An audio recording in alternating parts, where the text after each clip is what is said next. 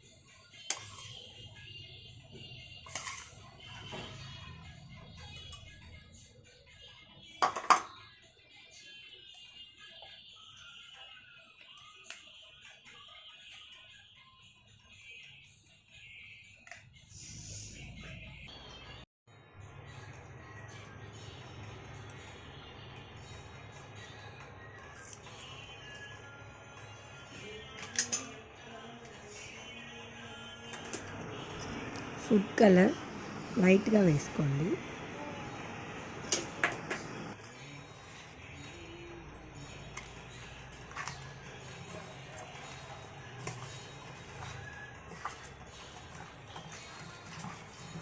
మసాలా అంతా బాగా కలపాలి, ముక్కలకి బాగా పట్టేటట్టు బాగా మసాజ్ చేయండి ముక్కలకి.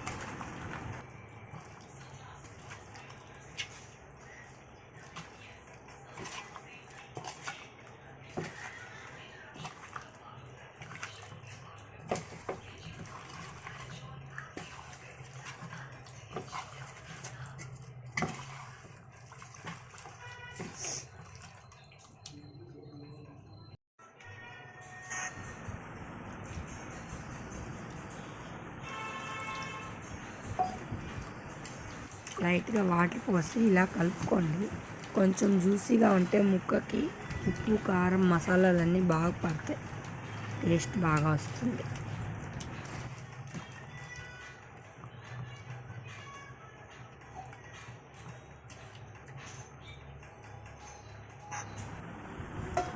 మూత పెట్టేసి ఒక హాఫ్ అన్ అవర్ పక్కన పెట్టేయండి.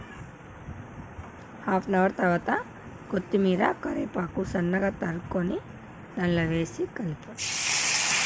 ఆయిల్ వేడి చేసుకొని సిమ్లో పెట్టుకొని సిమ్లోనే ముక్కని వేయించుకోండి, లేకపోతే ముక్కలు మాడిపోతాయి, టేస్ట్ అస్సలు బాగుంటుంది.